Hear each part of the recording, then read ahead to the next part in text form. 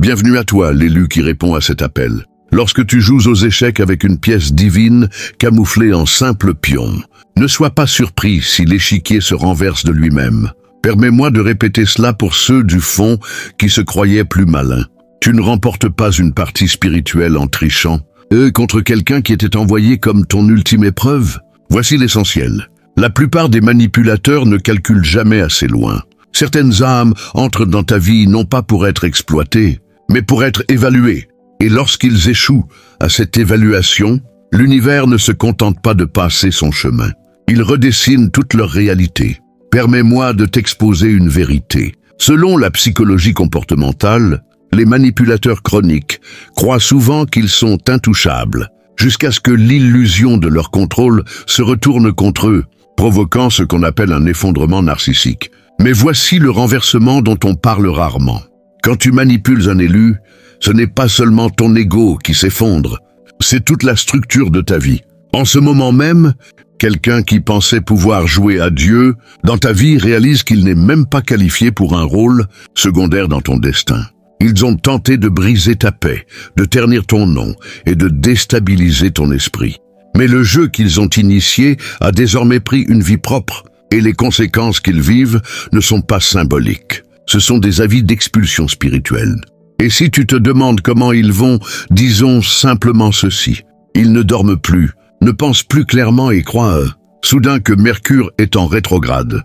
Depuis le jour où ils t'ont croisé. Spoiler, ce n'est pas de l'astrologie, c'est la responsabilité. Alors, attache ta ceinture.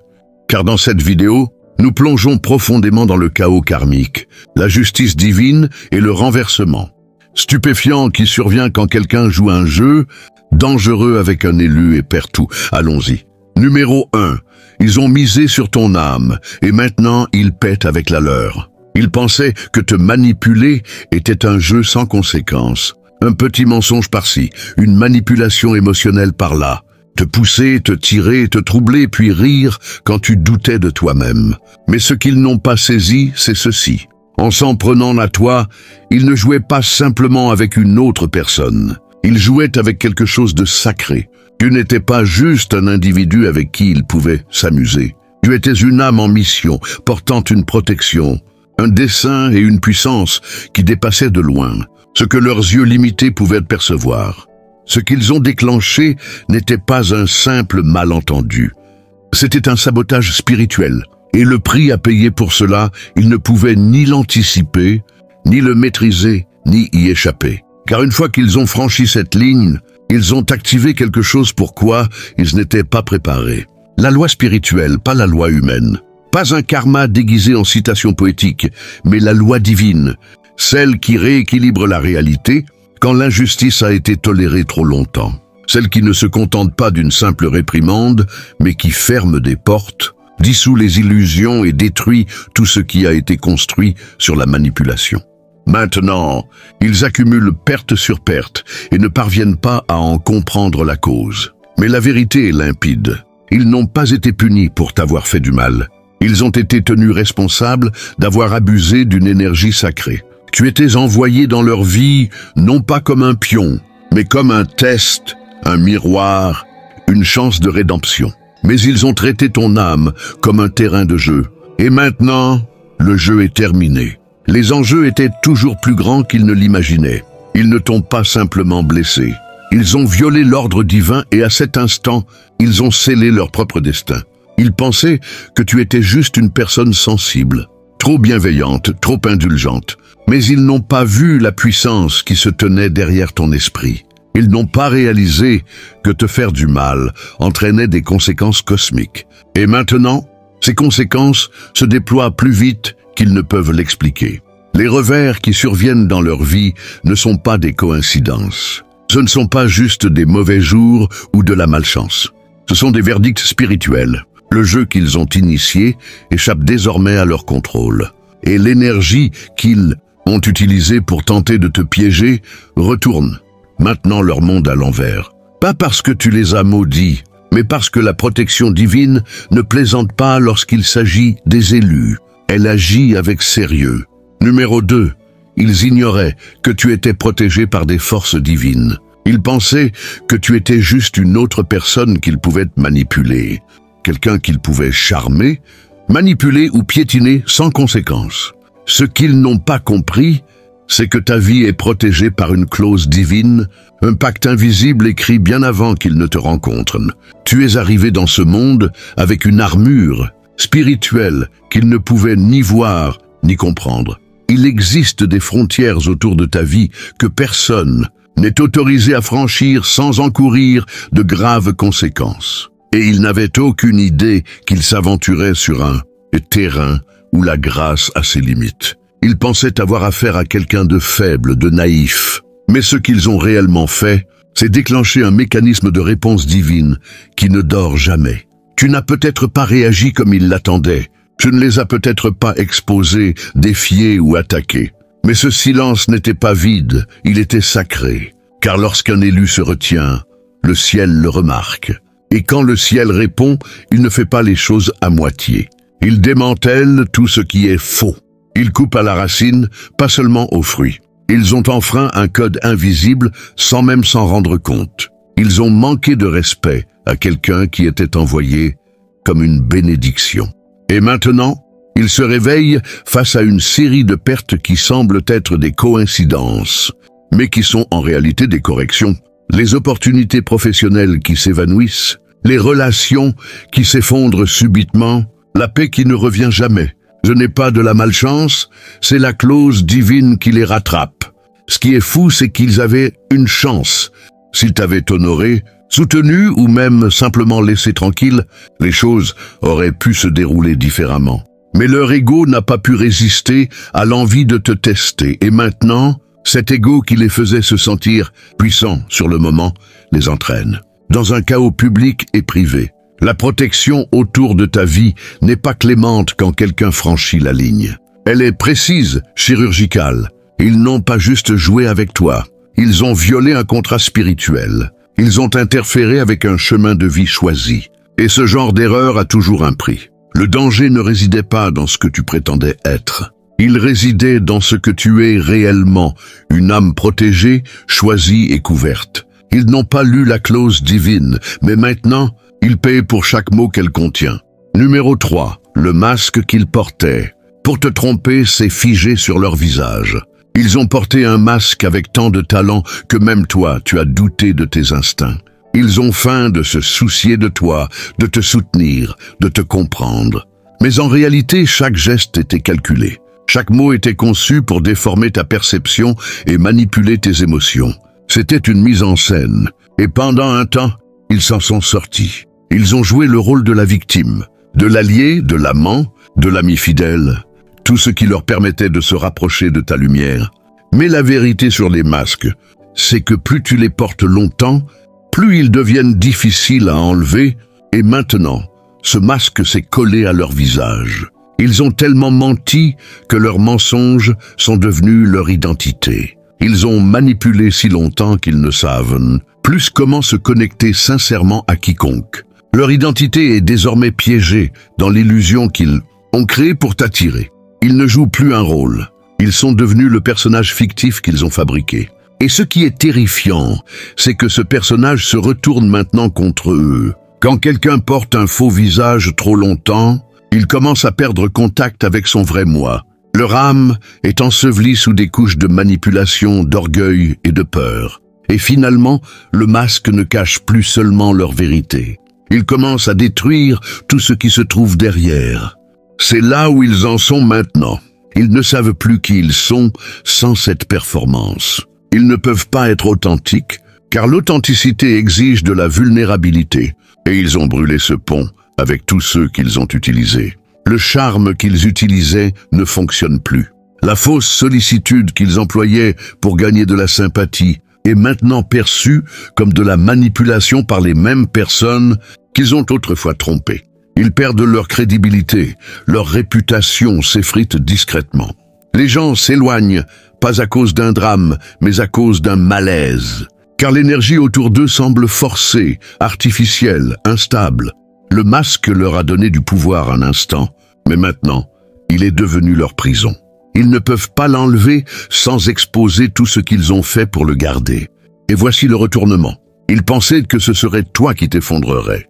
Mais toi, tu as guéri, tu as grandi, tu as vu clair, tandis qu'eux restent coincés, figés dans l'identité qu'ils ont fabriquée pour contrôler les autres. Ils pensaient t'avoir surpassé.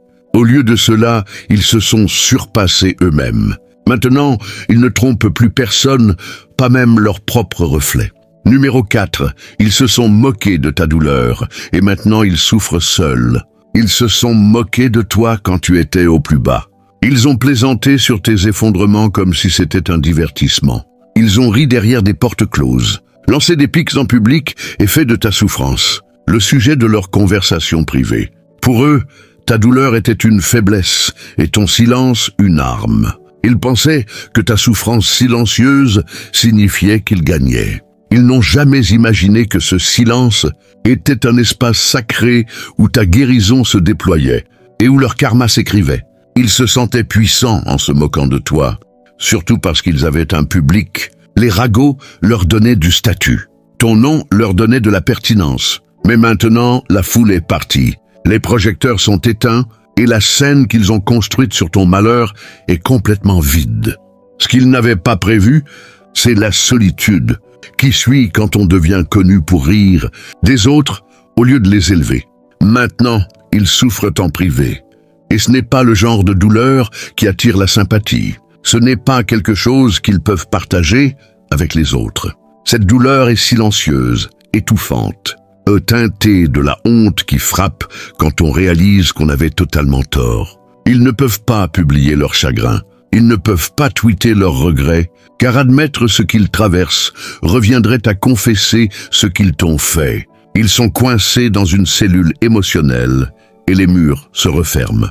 Plus personne ne les applaudit, plus personne n'écoute. Les mêmes personnes qui riaient avec eux sont maintenant méfiantes, distantes ou totalement parties. Et maintenant, ils réalisent quelque chose de brutal. Ils ont transformé ta souffrance en spectacle et maintenant, la vie a transformé la leur en un film muet sans public, sans applaudissements et sans échappatoire. Ce qui les brise, ce n'est pas juste la douleur, c'est le silence qu'ils ont autrefois moqué. Ils en goûtent enfin l'amertume, mais au lieu de guérir comme tu l'as fait, ils s'effondrent.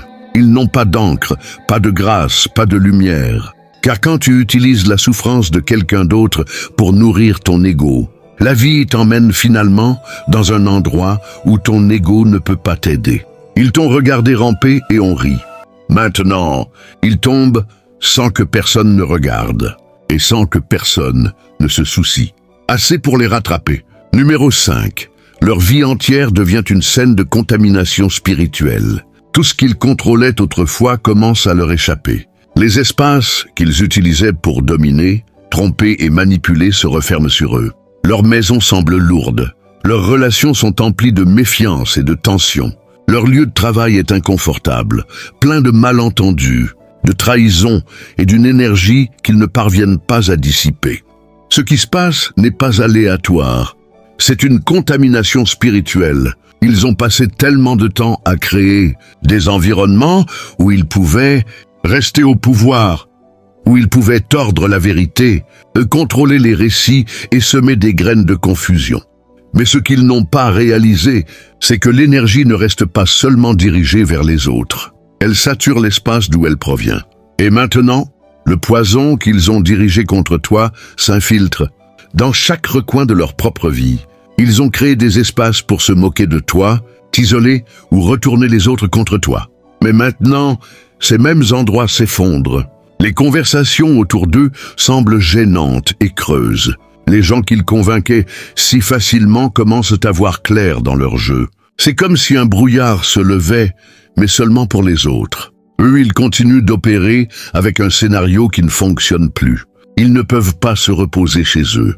L'ambiance est pesante, leur sommeil est perturbé. Les murs qui leur apportaient autrefois du confort résonnent maintenant de chaque mensonge qu'ils ont raconté. Leurs relations s'effilochent aussi, car le contrôle est un piètre substitut à la connexion. Et quand la manipulation est la base, l'effondrement est inévitable. Même au travail ou en public, ils portent quelque chose de lourd. Les gens ne connaissent peut-être pas toute l'histoire, mais ils ressentent le changement. Le charme a disparu. Les mots n'ont plus le même impact. L'aura qu'ils portaient comme une armure commence à sentir le désespoir. C'est parce que l'énergie qu'ils ont envoyée dans le monde se replie maintenant sur elle-même, et rien de ce qu'ils ont construit n'est immunisé contre cela. Le piège qu'ils ont tendu pour toi s'est transformé en une cage autour d'eux. Ils pensaient pouvoir contrôler les résultats en créant des espaces toxiques, mais l'énergie ne prend pas parti. Elle suit la source. Et comme ils étaient de la source de cette obscurité, cette même énergie démonte maintenant tout ce qu'ils ont touché, discrètement, précisément, brutalement. Numéro 6. Ils pensaient que te briser était un jeu, mais maintenant leur esprit est le champ de bataille. Ils pensaient pouvoir te briser et s'en sortir indemnes. Ils croyaient que les mensonges, la manipulation et le sabotage émotionnel te fracasseraient, tout en renforçant leur sentiment de contrôle. Ils ont joué à des jeux psychologiques comme si c'était un passe-temps, testant tes limites, observant tes réactions, se nourrissant de ta confusion. Pour eux, tout cela n'était qu'une stratégie tordue pour gagner, un jeu dont tu ignorais même l'existence. Mais ils ne se sont jamais demandé ce qui se passerait si le jeu se retournait contre eux. Maintenant, leur propre esprit est devenu un territoire hostile. La paix qu'ils simulaient a disparu. La confiance qu'ils feignaient s'est effritée. Ils sont nerveux, anxieux, remettent en question tout et tout le monde, y compris eux-mêmes. Ils sont hantés non seulement par la culpabilité, mais par la peur. La peur que la vérité éclate. La peur que le karma les observe. La peur que ce qu'ils t'ont fait leur revienne sous une forme qu'ils ne peuvent pas anticiper. Le silence qu'ils utilisaient pour te contrôler s'est retourné contre eux. Il est trop bruyant maintenant. Ils ne peuvent pas échapper à leurs propres pensées. Ils ne dorment plus sans tension. Ils rejouent des conversations qui n'ont jamais eu lieu. Ils essaient de prédire des résultats qu'ils ne contrôlent pas. Ils s'obnubilent sur des gens qui ne leur font plus confiance. Ils surinterprètent chaque regard, chaque mot, chaque pause dans un message texte.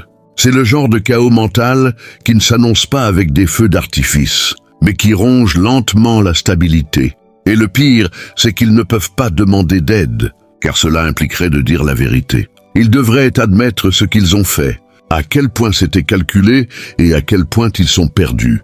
Mais leur orgueil ne les laissera pas faire. Alors, à la place, ils continuent de faire semblant. Souriant à l'extérieur, spirale à l'intérieur, ils avaient un plan. Contrôler le récit, rester 10 longueurs d'avance, déséquilibrer les autres. Mais maintenant, c'est eux qui sont déséquilibrés.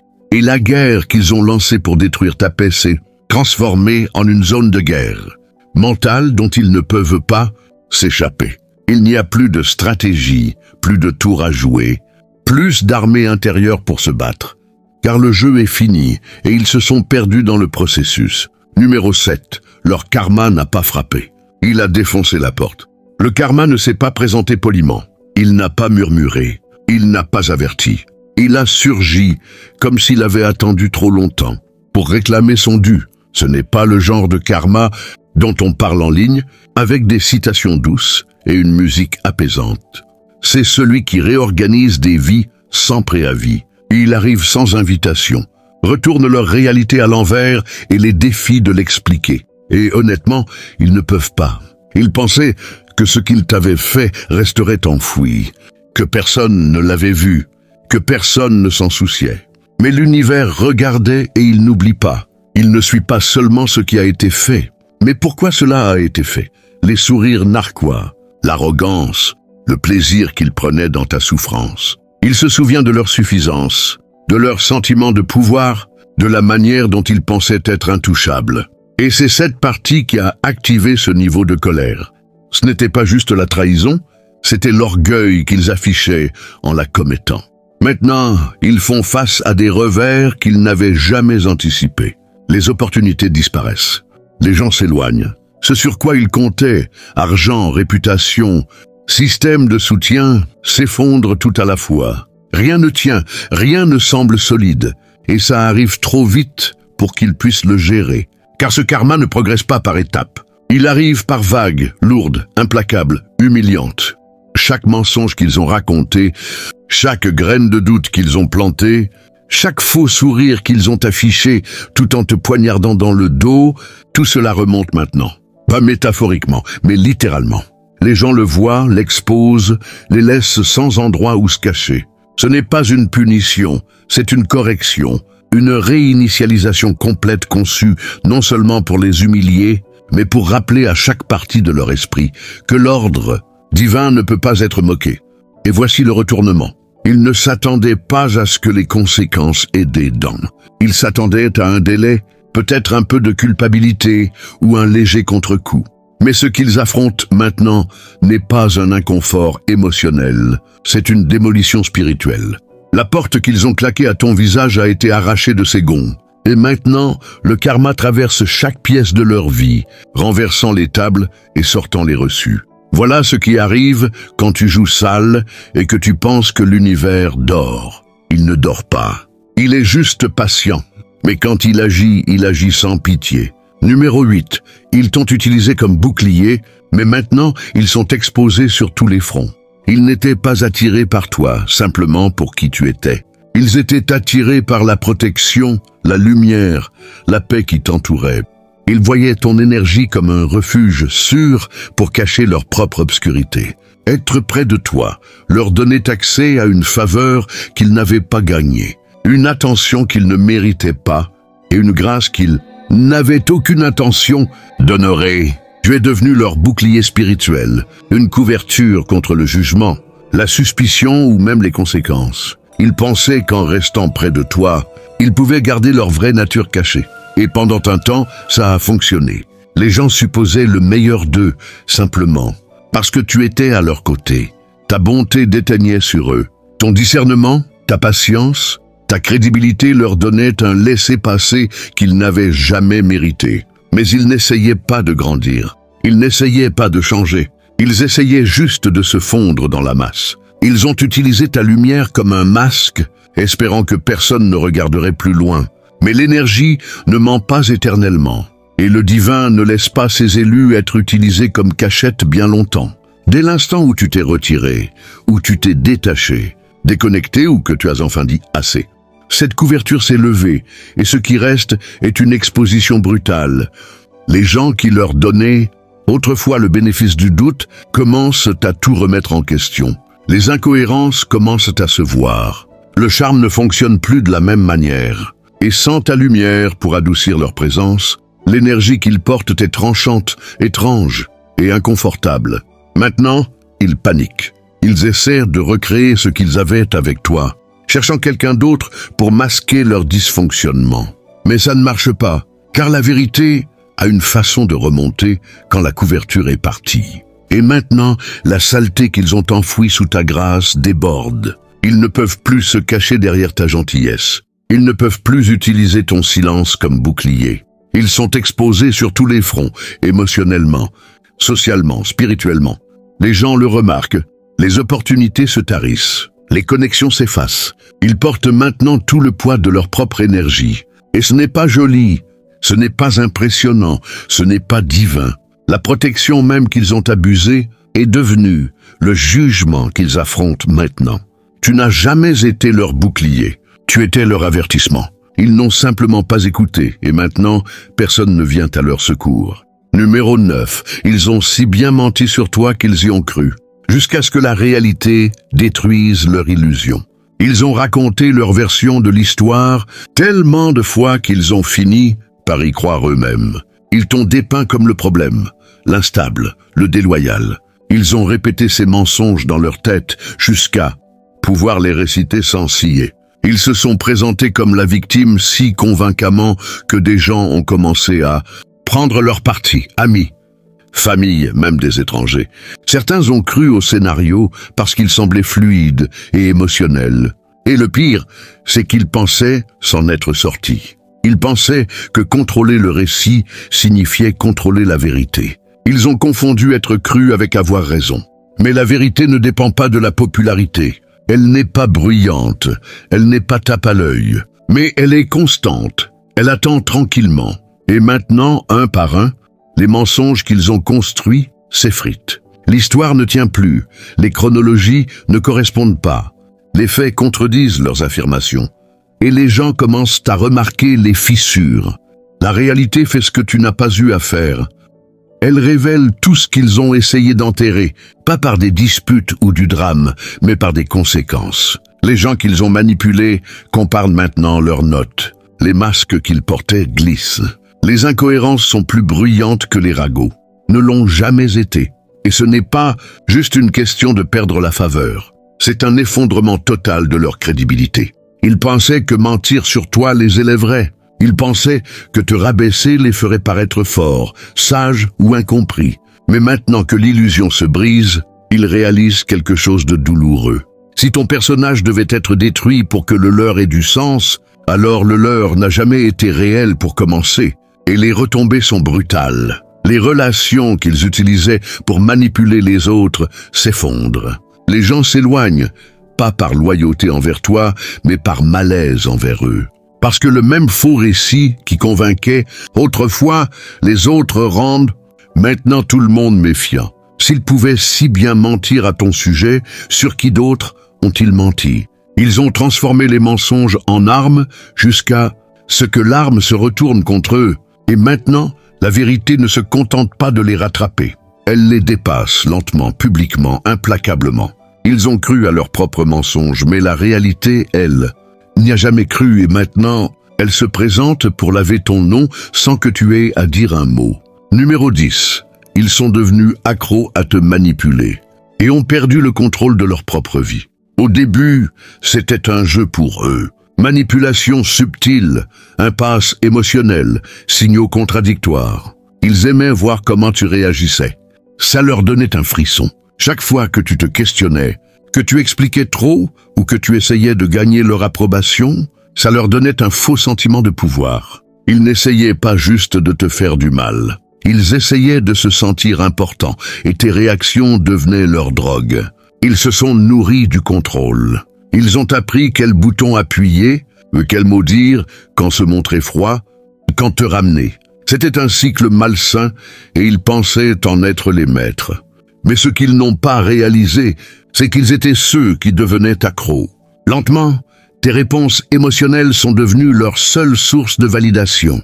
Ils ne voulaient pas d'amour, de respect ou de paix. Ils voulaient du contrôle, et qu'une fois qu'ils l'avaient, ils en voulaient toujours plus pour se sentir pertinents. Ils ont construit toute leur identité autour de celui qui pouvait te secouer. Et chaque fois que tu réagissais, ils se sentaient plus grands, plus forts, plus intelligents. Mais sous tout cela, une profonde insécurité, car les gens qui se sentent vraiment puissants n'ont pas besoin de détruire quelqu'un d'autre pour se sentir entier.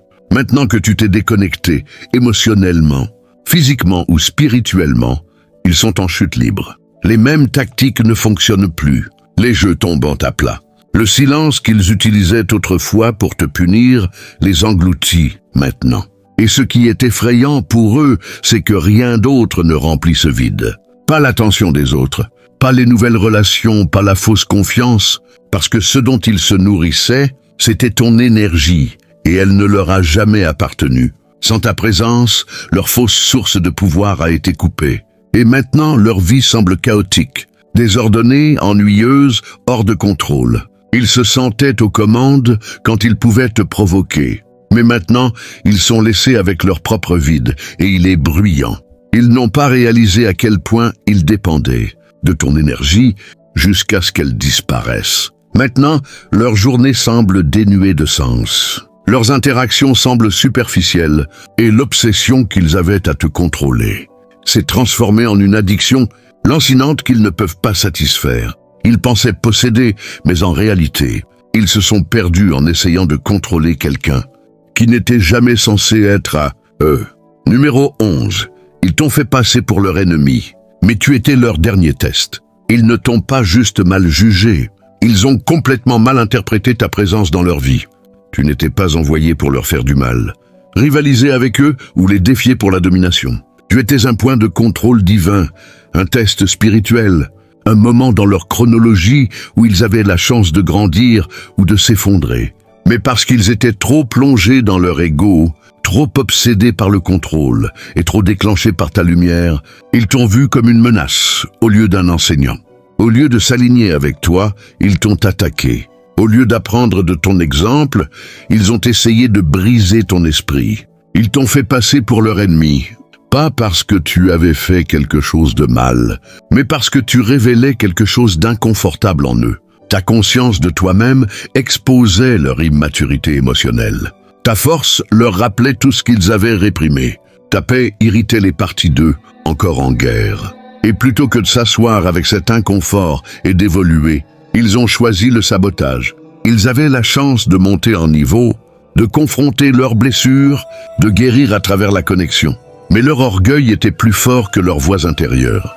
Leur besoin de se sentir puissant était plus fort que leur conscience. Alors, ils ont franchi une ligne qui n'aurait jamais dû être franchie. Et ce qu'ils n'ont pas compris, c'est qu'en échouant à un test spirituel avec malveillance, tu ne manques pas juste une opportunité.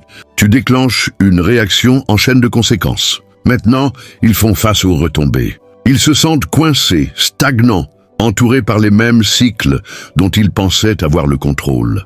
Les mêmes tours ne fonctionnent plus.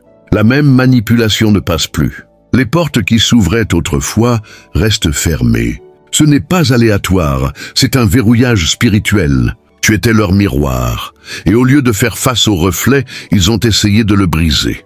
Maintenant, ce reflet les suit partout, dans les relations, dans les emplois, dans les moments de silence qu'ils ne peuvent pas fuir. La leçon qu'ils ont refusé d'apprendre de toi se répète maintenant à travers la perte, la solitude et les effondrements.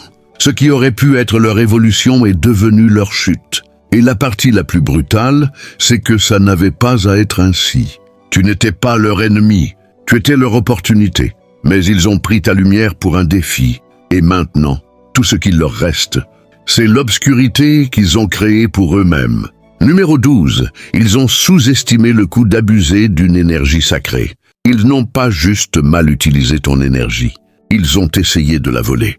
Ils pensaient pouvoir puiser dans ta lumière sans honorer sa source. Ils voyaient ta gentillesse comme quelque chose à manipuler, ta paix comme quelque chose à détourner, et ton empathie comme un outil qu'ils pouvaient tordre à leur avantage. Ce qu'ils n'ont pas réalisé, c'est que ton énergie n'était pas ordinaire, elle était sacrée. Elle était conçue avec une intention divine, enveloppée de lois spirituelles et protégée par des forces qu'ils ne peuvent même pas nommer. Tu n'étais pas juste une personne gentille, tu marchais avec quelque chose de saint. Ta présence apportait de la clarté. Tes mots apportaient de la guérison et ton silence avait du poids. Mais au lieu de traiter cela avec révérence, ils ont essayé de l'utiliser comme levier.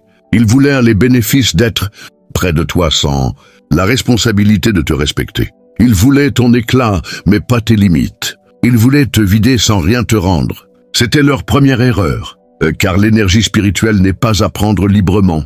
C'est une monnaie, et comme tout système de valeurs, il suit qui prend quoi et pourquoi. Ce qu'ils t'ont fait n'était pas juste de la manipulation émotionnelle. C'était une fraude spirituelle. Ils ont feint une connexion. Ils ont feint de la vulnérabilité. Ils ont fait semblant de donner tout en prenant.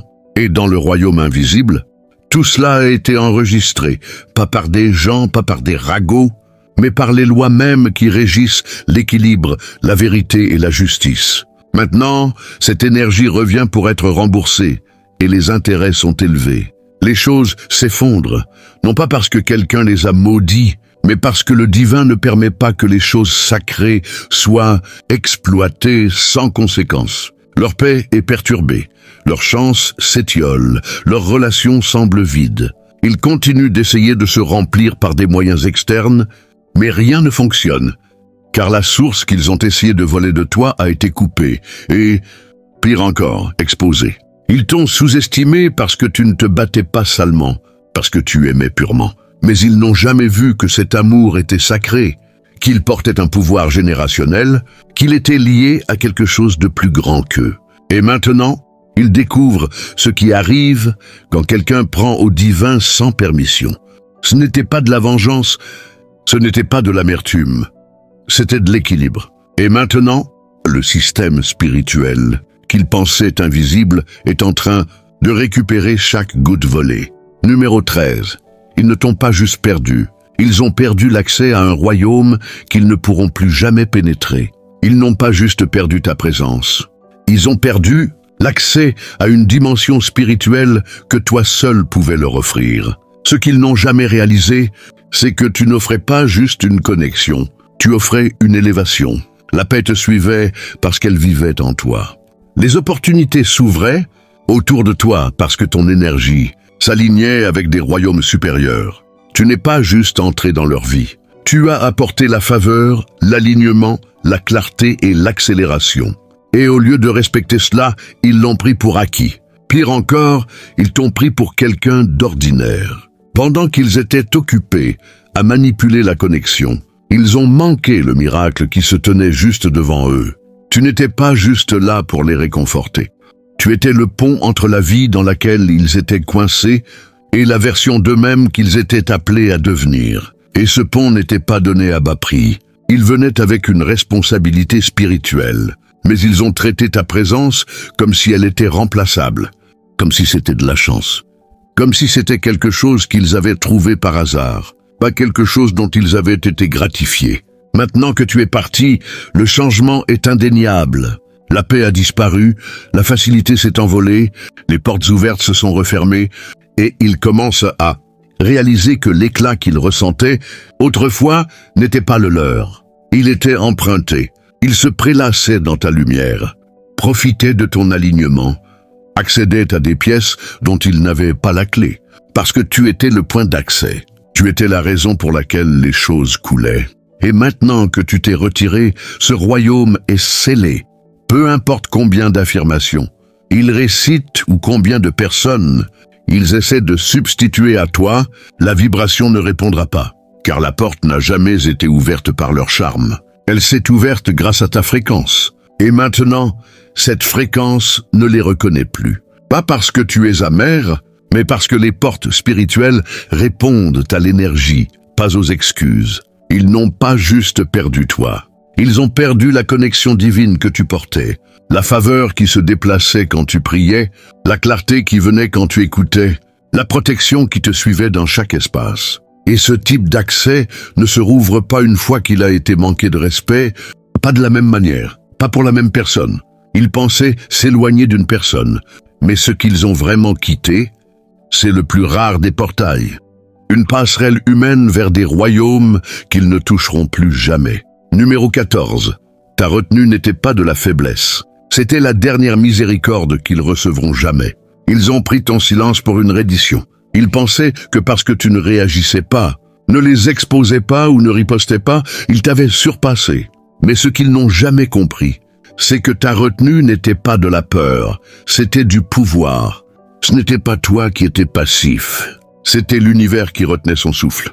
Ton silence n'était pas une permission, c'était leur dernière chance de se racheter, avant que quelque chose de bien, plus grand que toi n'intervienne. Tu savais ce qu'ils avaient fait. Tu as vu la manipulation, ressenti la trahison, porté le poids de leurs mensonges. Et pourtant, tu n'as pas riposté. Pas parce que tu ne pouvais pas, mais parce que tu savais que certaines choses étaient au-dessus de tes mains. Tu ne restais pas silencieux par faiblesse. Tu restais silencieux parce que la miséricorde était encore possible. Le divin attendait encore qu'ils prennent leurs responsabilités. Mais ils ont pris ce délai et l'ont traité comme une victoire. Ils ont célébré une guerre qui n'était pas terminée, prenant ta paix pour une défaite. Ils ne savaient pas que ta retenue était en réalité leur dernière couche de protection. Parce qu'une fois que ce délai divin expire, il ne pleut pas, il inonde. Et maintenant, ce temps est écoulé. Ce qui vient pour eux n'est pas de la vengeance, c'est de l'équilibre. Et l'équilibre n'a pas de favori. Ils ne se soucient pas de qui a pleuré le plus fort ou de qui a le mieux joué la victime. Ils ne se soucient que de la vérité. Et la vérité, c'est ce qu'ils ont fait. Comment ils l'ont fait? Et l'orgueil qu'ils portaient en le faisant a atteint sa date limite spirituelle. Maintenant, les conséquences qui étaient autrefois retenues sont libérées.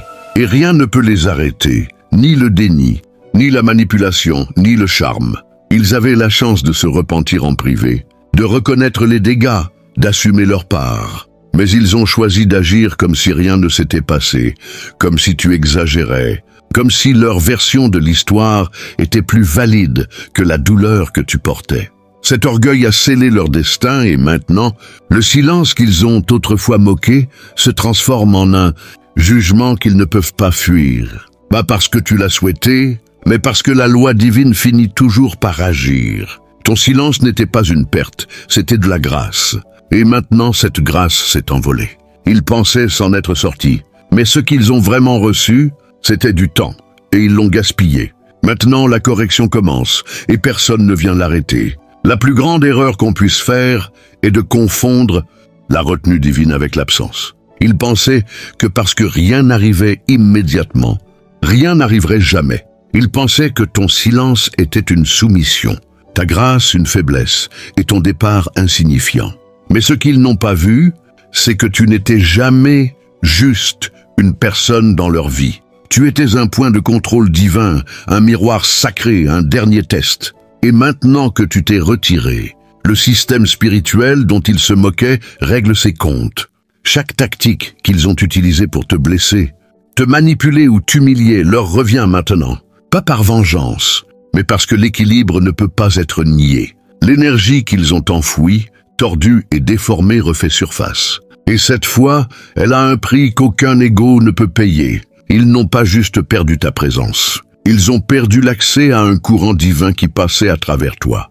Une fréquence qu'ils ont prise pour de la chance, du charme ou une coïncidence. Ce qu'ils affrontent maintenant, c'est ce qui arrive quand la grâce est gaspillée, quand une énergie sacrée est exploitée et quand un test spirituel est échoué avec arrogance. Tu étais leur avertissement avant l'effondrement, leur bouée avant la chute. Et maintenant, la porte est scellée, le système a continué. Et ce qu'il leur reste, c'est tout le poids de leurs propres choix.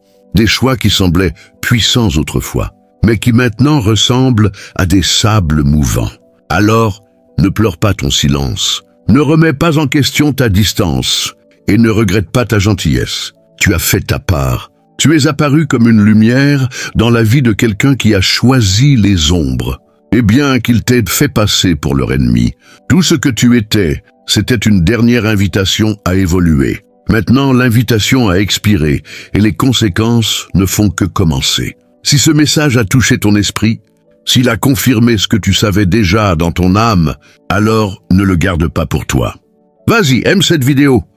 Laisse un commentaire ci-dessous et partage-la avec quelqu'un qui a besoin d'entendre la vérité à voix haute. On ne sait jamais qui traverse une guerre spirituelle en silence et attend une confirmation. Et si ce n'est pas encore fait, abonne-toi à la chaîne et active la cloche de notification pour ne jamais rater un autre message comme celui-ci.